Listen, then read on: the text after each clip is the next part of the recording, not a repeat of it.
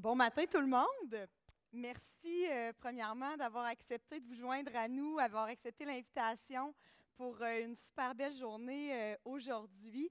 Sans plus tarder, moi c'est vraiment avec plaisir que je viens vous présenter deux initiatives qui touchent les technologies de l'information qui ont été mises sur pied par l'équipe des diététistes des producteurs laitiers du Canada. Alors le temps est en cours, on se lance tout de suite avec notre première initiative, soit des infolettres. Pourquoi, en fait, on en est venu à créer des infolettres? Comme vous savez sûrement, on monte des programmes, on se déplace dans les écoles, donner des ateliers d'éducation à la nutrition. Puis, les enseignants ont un horaire, on le sait, assez chargé, le temps de classe. C'est difficile pour nous de les rejoindre. Puis, dans nos évaluations d'implantation de programmes, on avait vu la nécessité d'un certain suivi suite à nos ateliers. Aider à favoriser l'utilisation du programme, faire un rappel qui ont un programme puis qui peuvent l'utiliser. Donc, pour répondre à ça, on a dit l'infolette serait peut-être tout indiquée.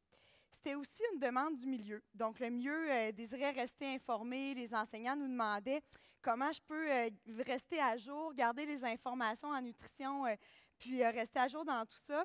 Donc, ça répondait aussi à ce besoin-là en même temps. Spécifiquement, de quoi il s'agit au niveau des infolettres? En fait, c'est 4 infolettres par année.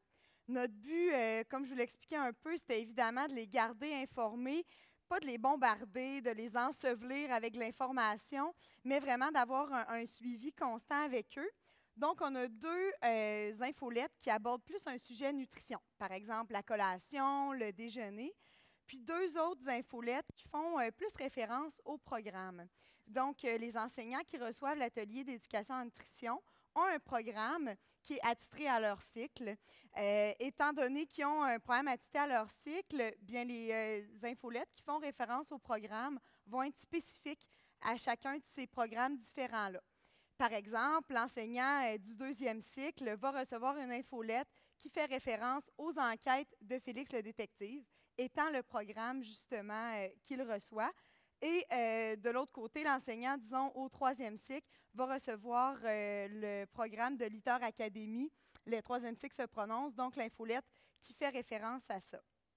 C'est quoi exactement aussi le contenu de ces infolettres-là? Je vous en montre deux dans quelques instants. C'est toujours mieux une image, là. Ça nous donne toujours un meilleur exemple. Le contenu de ces infolettres-là, bon, le sel de nutrition va aborder le sujet en tant que tel, donner des petits trucs, informations supplémentaires.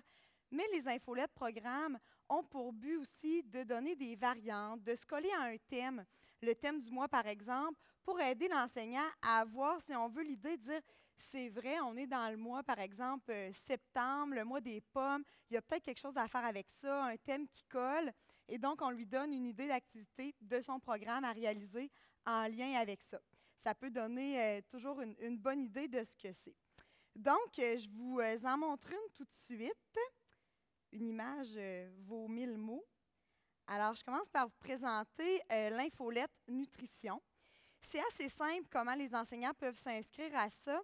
En fait, quand on se déplace dans les milieux pour aller donner justement nos ateliers, juste en signant la feuille de présence, ils ont juste à ajouter leur adresse courriel, puis sans problème, l'infolettre va leur être acheminée s'ils sont intéressés. Puis je vais pouvoir vous expliquer comment vous allez pouvoir aussi vous inscrire dans quelques minutes. Donc, assez court, vous allez voir, comme je vous disais, le but n'étant vraiment pas de les ensevelir ou de les bombarder d'informations. Celle-ci était faite, c'était celle de mars dernier sur les collations. Donc, on avait vraiment des petits vrais ou faux, sous forme de vrais ou faux. Ça aide aussi à remettre mythe, réalité en perspective et tout ça. Donc, on le voit ici, là, c'est assez simple comme ça. Je vais vous présenter aussi celle sur les programmes. Celle-ci est parue en octobre dernier, est en lien avec le programme justement du deuxième cycle, Les enquêtes de Félix le détective.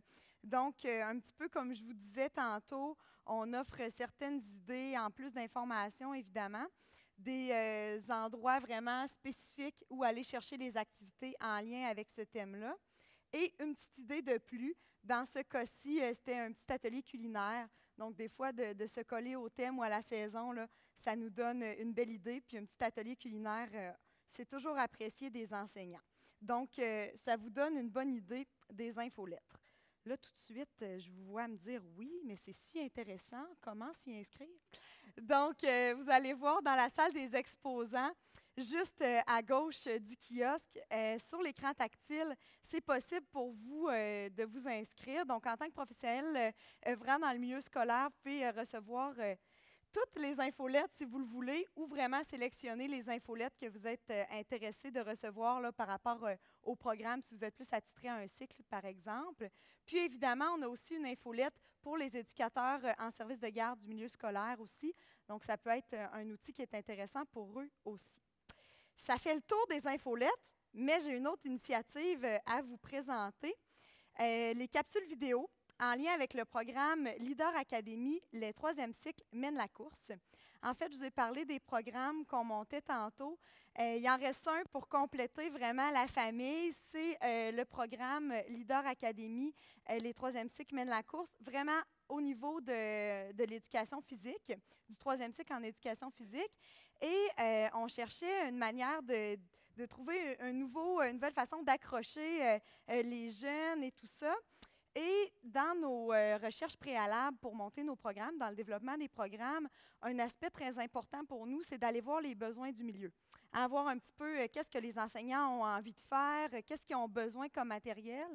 Puis lors de ces groupes de discussion-là, les enseignants nous disaient, nous, on aime vraiment ça, les technologies de l'information, on aimerait ça pouvoir les utiliser. Sur le coup, ça nous a un petit peu surpris au gymnase, tout ça, mais les enseignants nous disaient très équipés. Donc, projecteurs, ordinateurs, toiles, tout ça, nous disaient qu'ils étaient intéressés à avoir ce genre de technologie-là. Puis, on avait rencontré aussi des jeunes. Les jeunes du 3e cycle sont assez vieux pour nous dire qu'est-ce qu'ils ont envie de faire, puis nous mentionnaient, aimaient beaucoup la thématique des médias. On en parle depuis tantôt, les jeunes sont accrochés à ces thématiques-là. Donc, créer des capsules vidéo, ça rejoignait un petit peu ces deux groupes-là pour qui c'était créé. Donc, de là, la création de 10 capsules vidéo qui sont vraiment en lien avec le programme d'éducation physique qui porte sur les thèmes suivants. Donc, on a 5 thèmes dans le programme. Le déjeuner, qu'on a amicalement appelé la ligne de départ. La collation avec une mi-temps bien remplie. L'hydratation avec objectif hydratation. L'activité physique et l'alimentation avec les aliments, un carburant pour bouger et récupérer. Et finalement, l'image corporelle, fierté 1, complexe 0. Et ce thème-là, l'image corporelle, c'était aussi une demande du milieu. Les enseignants nous disaient avoir de la difficulté à intégrer ce thème-là, avoir besoin d'aide un petit peu pour en parler. Donc, c'est un thème qui a été aussi fait en collaboration avec le groupe Équilibre, là, qui nous a aidés à travers ce thème-là. Donc, à qui sont destinées ces belles capsules-là? Évidemment, c'est aux élèves du 3e cycle du primaire, aux enseignants en éducation physique aussi. Puis, c'est des capsules qui doivent servir d'amorce, en fait, amorce aux différentes activités pour aller embarquer le jeune, les inviter à avoir envie de faire l'activité physique qu'on leur propose. Puis, c'est des amorces qui sont sous forme de capsules très courtes. Donc, c'est entre 1 minute, 2 minutes 30, ou un jeune athlète. Un jeune qu'on a pris, je vais vous expliquer comment on les a sélectionnés tantôt, mais qu'on a pris vraiment dans la population. Ce n'est pas des athlètes là, qui passent à la télévision ou ce genre d'élite-là, mais c'est des jeunes qui sont là pour nous parler de leur sport en lien avec la thématique. Donc, ils vont nous parler de la pratique de leur sport avec l'importance du déjeuner, par exemple, ce genre d'informations-là. Puis, ils viennent nous livrer ce message-là où on voit aussi que c'est entrecoupé, évidemment, de eux qui pratiquent leur sport, très dynamique. Puis, pour justement rendre ça très réel et dynamique, on avait besoin de locaux pour filmer ça. Puis, pour permettre aux jeunes aussi d'être capables de vraiment nous montrer tout leur talent, il nous fallait des locaux adaptés puis appropriés. Puis c'est là qu'on est allé approcher le PEPS, qui est le centre sportif de l'Université Laval à Québec, qui nous a aidés à pouvoir nous procurer les locaux dont on avait besoin pour filmer les différents sports, et une équipe de tournage spécialisée, ou en tout cas qui avait une très grande expérience dans le tournage sportif. On voulait des images qui étaient captivantes, de la musique dynamique pour aller chercher vraiment les jeunes. C'est un peu comme ça qu'on a fonctionné. Plus précisément, nos capsules représentent 10 jeunes. Je vous ai dit 10 capsules. Ce sont des jeunes âgés entre 12 et 16 ans. Autant de garçons que de filles, vraiment pour aller chercher tout le monde. Des sports individuels, d'équipe, collectifs, vraiment une multitude de sports, connus, moins connus, pour toucher tout le monde. Puis notre but, c'était vraiment d'avoir un rôle de modèle.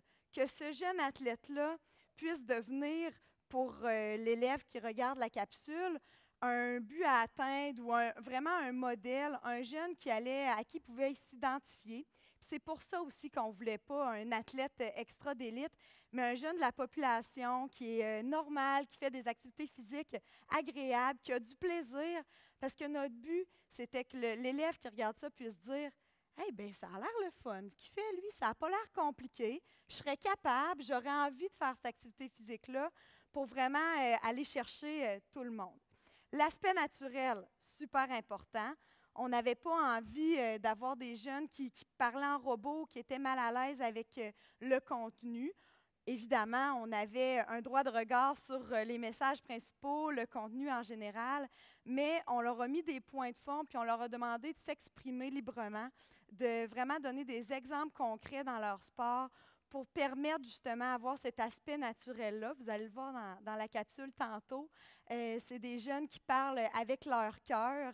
Puis, je cherche toujours un autre terme pour le dire, mais c'est vraiment des beaux jeunes. Des jeunes, je trouve, qui sont inspirants, puis qui nous permettent de s'identifier. Vous allez voir, rappelez-vous quand on était à cet âge-là, il me semble que j'aurais eu envie de faire ces sports-là. C'est vraiment des capsules qui sont motivantes. Et une section sur les objectifs personnels, justement pour permettre une certaine dose d'inspiration à la fin, de voir justement comment ils se réalisent dans leur sport puis dans leur vie quotidienne. C'est bien beau de vous parler de tout ça, mais comme une image vaut 1000 mots, je vous présente la capsule de Noémie. C'est une patineuse de vitesse. Elle vient nous parler des collations sous le thème « Une mi-temps bien remplie ». Alors, bon visionnement, puis je vous fais une petite conclusion d'une trentaine de secondes à la fin.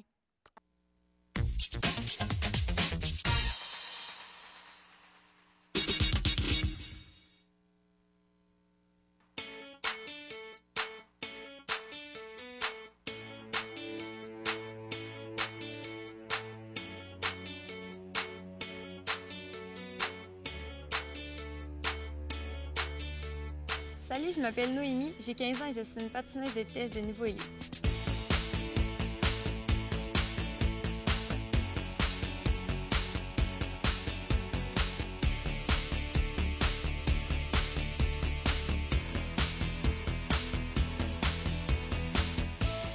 Dans mon sport, les collations sont vraiment très importantes. Puis d'ailleurs, je m'en suis rendu compte au début de l'année. J'étais en compétition, puis je me sentais bizarre. J'avais vraiment une mauvaise sensation. Puis j'ai mis ça sur la faute du stress. Et au cours de l'année, j'ai participé à d'autres compétitions. Puis j'ai pris l'habitude de plus manger parce que mes parents et mes coachs m'ont fait remarquer que je mangeais presque rien. Et puis la sensation, elle a disparu. Donc je me suis rendu compte que je mangeais pas assez puis que j'avais pas assez d'énergie. Puis c'était pour ça que je me sentais pas bien. Il y a des types de collations que je peux manger. Quand j'ai un petit peu moins faim, je vais manger des aliments d'un seul groupe alimentaire, comme un fruit ou un yogourt. Quand j'ai un petit peu plus faim, je vais manger des aliments de deux groupes, comme un fruit et un yogourt ou un muffin de maison et un verre de lait. Ce qui me motive à faire mon sport, c'est de savoir que ça me tient vraiment en forme, puis aussi que ça me permet de me dépasser tout le temps, de donner mon 100 %. Puis ça déteint aussi dans ma vie, ça me permet de donner mon 100 % dans tout ce que je fais.